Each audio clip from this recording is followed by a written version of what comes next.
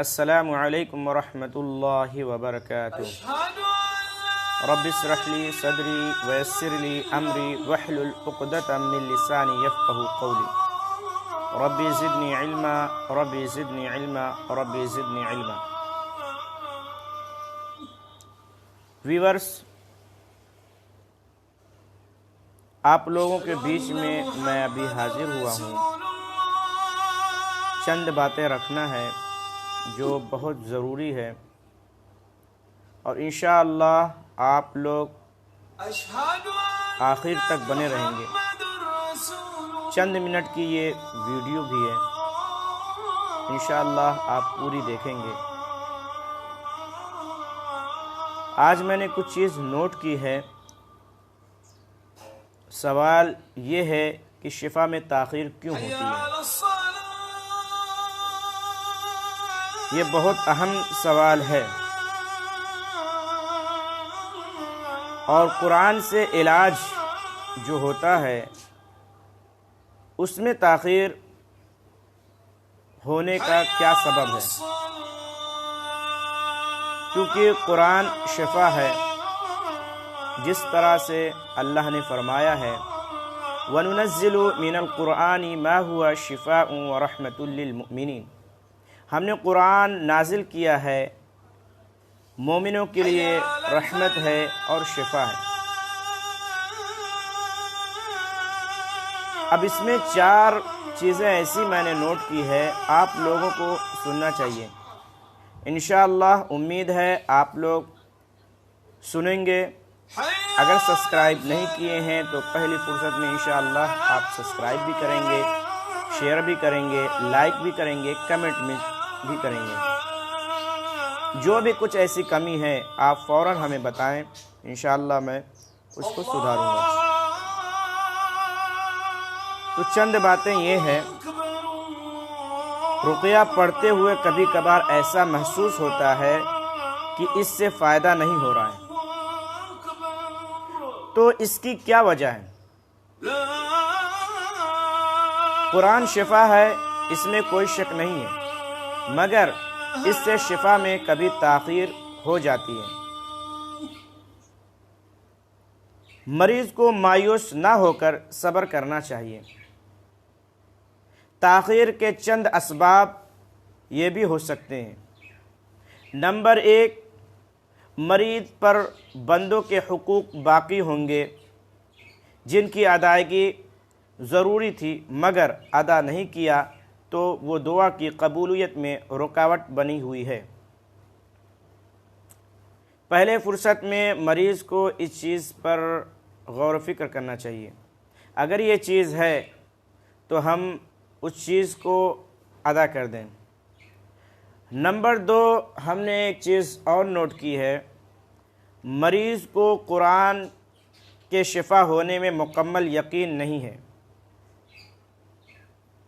جیسے بہت سے مریض ایسے ہوتے ہیں جو مداروں پہ، درگاہوں پہ تعویذ، گنڈا، علیتا پلیتا، مطلب ہر چیز کر لیتے ہیں۔ جب تھک جاتے ہیں تو پھر قرآن پہ آتے ہیں، لیکن پھر بھی کہتے ہیں کہ چلیں یہ بھی کر کے دیکھیں۔ تو یہ چیز نہیں ہونا چاہیے۔ یقین سے ہم قرآن کو جب بھی سنیں گے تو یقین سے۔ تو کیا اسباب ہیں؟ مریض کو قرآن کے شفا ہونے میں مکمل یقین نہیں ہے، کیونکہ اس کو مکمل یقین کے ساتھ پڑھنے کی ضرورت ہے۔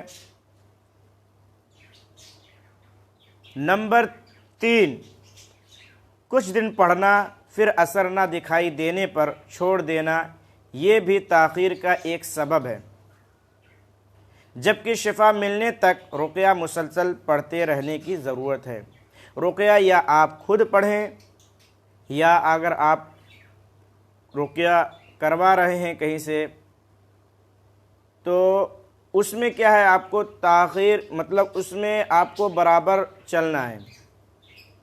کبھی کبھار دیکھا یہ جاتا ہے کہ اگر کوئی راقی، یا راقی تو نہیں بولنا چاہیے، اگر کوئی رقیہ کرنے والا یا کوئی دعا کرنے والا آتا ہے، پڑھتا ہے، ایک دن 2 دن شفا نہیں مل رہی ہے تو بندہ یہی کہتا ہے کہ ہمیں شفا نہیں، کچھ فائدہ نہیں ہو رہا ہے۔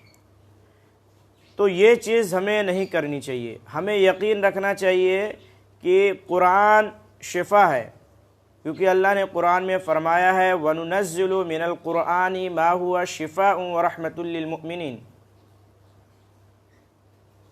تو جب ہم اس پہ یقین عمل جب ہمارا رہے گا انشاءاللہ آپ کو شفا ملے گی۔ نمبر 4، کبھی اللہ تعالیٰ مریض کو اسی حال پر رکھ کر اس کے بدلے یعنی گناہ کو معاف فرما دیتا ہے۔ کبھی کبھار دیکھا یہ بھی جاتا ہے کہ مریض بہت نیک ہے، بہت ہی نیک ہے، الحمدللہ، تہجد کا بھی اہتمام کرتا ہے، 5 وقت کی نماز کا بھی اہتمام کرتا ہے، صف پر اول صف پر پہلے ہی رہتا ہے الحمدللہ، اور حقوق اللہ حقوق العباد دونوں کو جو ہے بجا لاتا ہے، دونوں کو ماشاءاللہ حق پورا کرتا ہے، لیکن اللہ تعالیٰ اس کو آزمائش میں ڈالتا ہے یا اللہ تعالیٰ اس کے بدلے گناہ معاف کر دیتا ہے۔ تو نمبر 4 یہ ہے کہ کبھی کبھار اللہ تعالیٰ مریض کو اسی حال پر رکھ کر اس کے بدلے گناہوں کو معاف فرماتا ہے اور آخرت میں اجر عظیم عطا کرتا ہے۔ یہ 4 چیزیں ہیں، امید ہے آپ انشاءاللہ اس کو پورا دیکھے ہوں گے اور لوگوں تک شیئر بھی کریں۔ اور میری اپنی رائے ہے کہ آپ اگر تعویذ گنڈا میں لت پت ہے یا آپ شرک میں ڈوبے ہوئے ہیں تو اللہ سے توبہ کریں، انشاءاللہ اللہ آپ کو شفا دے گا، کیونکہ قرآن شفا ہے، جس طریقے سے شہد شفا ہے۔ اب اللہ نے شہد میں شفا رکھی ہے، زیتون کے تیل کو، زیتون کو اللہ نے شفا رکھا ہے، شفا بتایا ہے۔ تو اب یہ چیز جیسے زیتون شفا ہے، اب اس کو کیا کریں گے ہم، شہد کو کیا کریں گے؟ اگر ہم یہ کسی باٹل میں رکھ لیتے ہیں اور رکھ کر کے اس کو جو ہے یہاں پہ گلے پر لٹکا لیتے ہیں تو کیا ہمیں شفا مل جائے گی؟ نہیں نا، کیونکہ اس کا یہ طریقہ نہیں ہے۔ اس کو ہم کھائیں گے، استعمال کریں گے، یا تو پھر ہم زیتون کو لگائیں گے، تو یہ چیز ہوتی ہے۔ اسی طریقے سے قرآن ہے، قرآن کو اللہ نے شفا رکھا ہے مومنوں کے لیے، رحمت بھی ہے۔ تو اگر ہم انشاءاللہ اس قرآن کو پڑھیں گے، سمجھ کر پڑھیں گے، اس پر عمل کریں گے، تو انشاءاللہ آپ کو شفا ہونی ہے،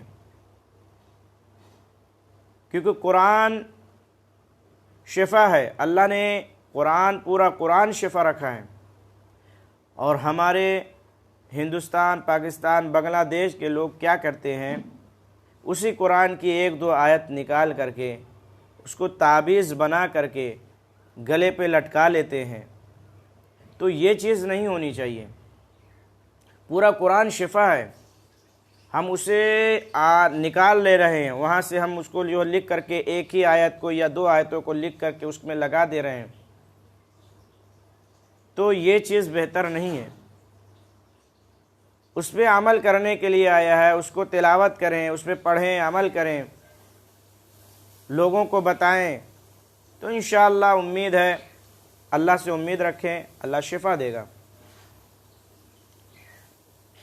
بہت سی باتیں ہیں، پر یہ چھوٹی چھوٹی کلپ اس لیے بنائی جا رہی ہے تاکہ آپ کو اس پر پورا یقین ہونا چاہیے، اللہ شفا دے گا، ضرور دے گا۔ آپ کو برابر مسلسل، اگر یہ بیمار آپ ہیں تو یہ نہ کہیں کہ کتنے دن میں ہمیں شفا مل جائے گی، تو کوئی مولوی یا کوئی مولانا صاحب یا پھر کوئی بزرگ نہیں جانتا، شفا کی ذات صرف وہی ہے، وہی شفا دے سکتا ہے۔ ہم اس کے سامنے سجدہ کریں، اس کے سامنے روئیں، گڑ گڑائیں، ہم اس سے پوچھیں اللہ تو کب شفا دے رہا ہے، اس آزمائش میں اللہ تو مجھے نکال دے اس آزمائش سے۔ یہ طریقہ ہونا چاہیے، یہ طریقہ نہیں کہ 2 دن ہو گیا، 2 ہفتہ ہو گیا، 1 مہینہ ہو گیا، 1 سال ہو گیا، ابھی تک شفا نہیں مل رہی ہے۔ اگر نہیں مل رہی ہے تو ہم نے جو چیزیں بتائی ہے 4 چیزیں، اس کو بار بار ریپیٹ کر کر کے سنیں، کہیں اس میں آپ کے کچھ اعمال ایسے تو نہیں ہیں۔ ٹھیک ہے، انشاءاللہ امید ہے آپ لوگ سمجھ گئے ہوں گے۔ السلام علیکم ورحمۃ اللہ وبرکاتہ۔